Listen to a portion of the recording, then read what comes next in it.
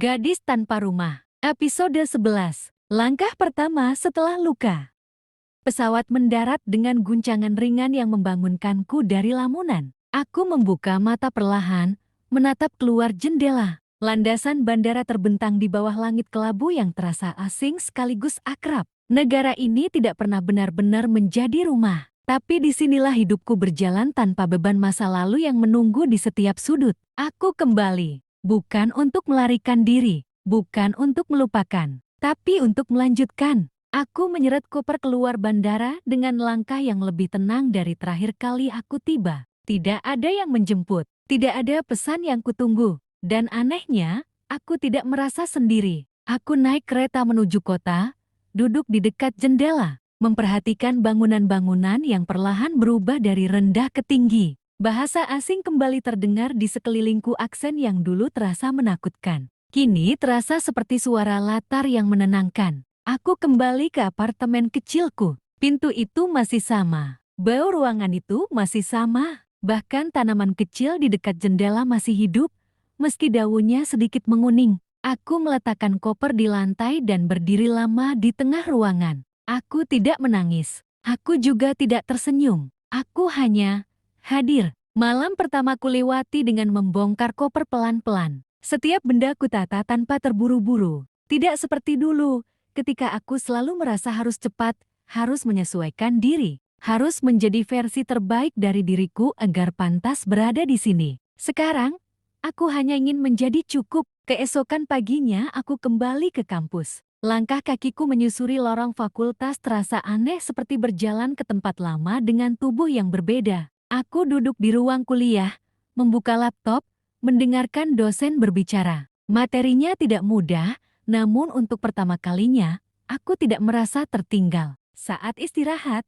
aku duduk sendirian di bangku luar gedung. Angin dingin menyentuh pipiku. Aku membuka ponsel, menatap layar kosong. Tidak ada pesan dari Sebastian. Tidak ada kabar dari rumah lama. Dan aku baik-baik saja. Aku menutup mata sejenak. Aku akhirnya mengerti, luka tidak harus sembuh dulu untuk melangkah. Hari-hariku mulai menemukan ritmenya sendiri. Tidak selalu rapi, tidak selalu ringan, namun nyata. Aku bangun pagi dengan alarm yang sama, menyiapkan kopi sendiri, lalu berjalan ke kampus dengan langkah yang kini terasa lebih mantap. Ada hari-hari ketika pelajaran terasa berat dan pikiranku tertinggal di catatan lama. Tapi ada juga hari-hari ketika aku begitu tenggelam dalam diskusi sampai lupa waktu. Aku kembali menjadi mahasiswa, bukan perempuan yang menunggu, bukan anak yang pulang karena panggilan keluarga. Hanya aku dengan tanggung jawab dan pilihanku sendiri. Luka kembali hadir dalam hidupku dengan cara yang sederhana.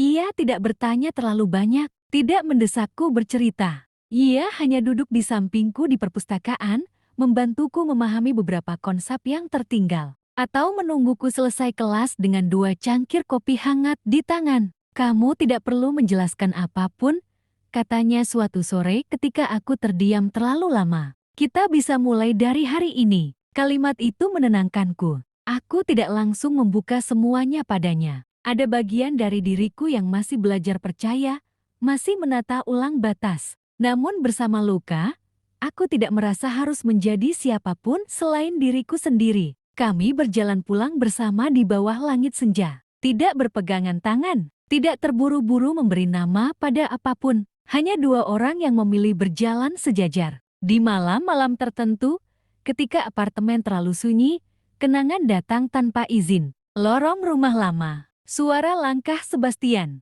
tatapan mata yang dulu begitu ku kenal. Namun kini, kenangan itu tidak lagi menyeretku. Ia hanya lewat. Aku duduk di meja belajarku, membuka buku catatan, dan menulis tentang hari-hari kecil yang kujalani, tentang rasa rindu yang masih muncul sesekali, tentang bagaimana aku belajar menerima bahwa beberapa cinta tidak dimaksudkan untuk bertahan, tetapi untuk mengajar. Aku juga mulai menata masa depanku dengan lebih serius. Bertemu dosen pembimbing, menyusun ulang jadwal, mencari kesempatan magang musim panas. Setiap keputusan kecil terasa seperti batu pijakan yang membuatku berdiri lebih tegak. Suatu malam, aku berdiri di depan jendela apartemen, menatap lampu kota yang berkilau. Aku teringat diriku yang dulu perempuan yang begitu takut kehilangan sampai rela mengecilkan dirinya. Aku tersenyum kecil. Aku sudah melangkah terlalu jauh untuk kembali menjadi versi itu. Ada hari-hari ketika semua terasa terlalu berat tanpa alasan yang jelas. Bukan karena sesuatu yang buruk terjadi,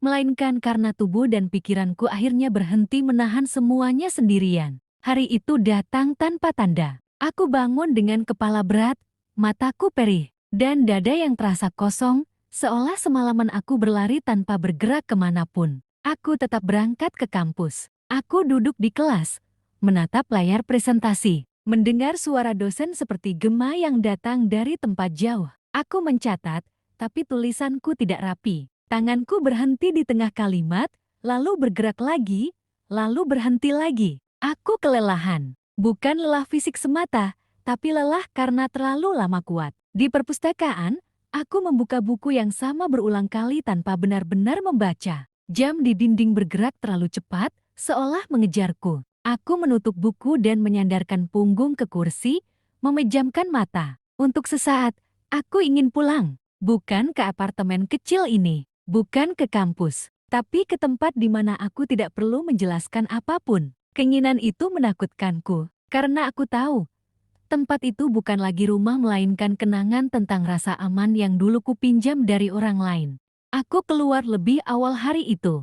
Hujan turun tiba-tiba, membasahi jalanan dan trotoar. Aku berjalan tanpa payung, membiarkan air hujan mengenai wajahku. Dingin merambat ke tulang, tapi aku tidak mempercepat langkah. Aku ingin merasakan sesuatu yang nyata, meski itu dingin. Di apartemen, aku mengganti pakaian dan duduk di lantai dengan punggung bersandar keranjang. Lampu belum kunyalakan, hanya cahaya abu-abu dari luar jendela yang masuk perlahan. Aku menatap ponsel di tanganku. Layarnya gelap. Aku tahu, jika aku mau, aku bisa mengetik satu nama. Sebastian. Nama itu muncul begitu saja, seperti refleks lama yang belum sepenuhnya hilang. Aku bisa membayangkan suaranya, bagaimana ia akan menjawab. Bagaimana percakapan itu akan mengalir ke tempat yang akrab dan berbahaya. Tanganku bergetar. Aku hampir melakukannya. Namun aku berhenti. Aku meletakkan ponsel itu terbalik di lantai,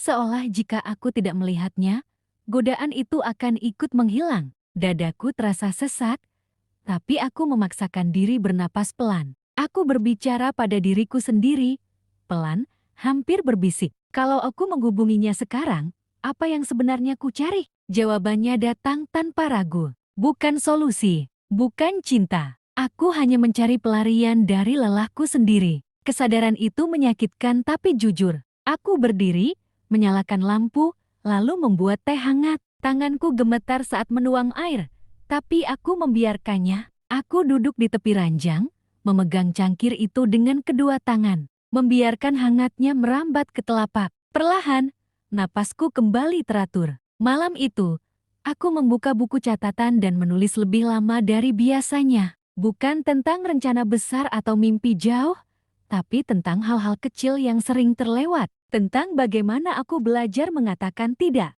Tentang bagaimana aku belajar berhenti menjelaskan keputusanku pada semua orang. Tentang bagaimana aku belajar menerima bahwa kuat tidak berarti tidak lelah. Aku menulis sampai hujan di luar berhenti. Keesokan harinya, aku bangun dengan tubuh yang masih lelah, tapi pikiran yang lebih jernih. Aku tetap berangkat ke kampus, tetap duduk di kelas, tetap menjalani hari dengan ritme yang sama namun kali ini, tanpa melawan diriku sendiri. Di sela waktu istirahat, aku duduk sendirian di bangku luar gedung. Angin dingin menyentuh wajahku. Aku menutup mata dan membiarkan matahari tipis menyentuh kelopak. Aku tidak sedang sembuh, aku sedang hidup. Luka duduk di sampingku tanpa suara. Kamu kelihatan capek, katanya. Aku tersenyum kecil, iya, kita tidak perlu melakukan apa-apa hari ini, lanjutnya. Kalau kamu mau, kita bisa diam saja, katanya lagi. Aku mengangguk, dan aku merasa cukup aman untuk lelah di hadapan orang lain tanpa takut ditinggalkan.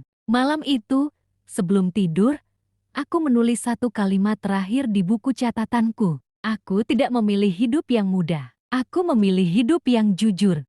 Aku menutup buku itu, mematikan lampu, dan berbaring. Besok, mungkin akan ada hari berat lagi. Mungkin juga ada hari yang lebih ringan. Namun sekarang aku tahu satu hal dengan pasti. Aku tidak lagi berjalan untuk kembali ke siapapun. Aku berjalan untuk tetap menjadi diriku sendiri. Dan itu, akhirnya, cukup. Maura sedang melanjutkan. Akankah masa lalunya datang untuknya kembali? Saksikan kelanjutan ceritanya di episode berikutnya. Jangan lupa subscribe dan nyalakan notifikasinya agar kalian tidak ketinggalan lanjutan ceritanya.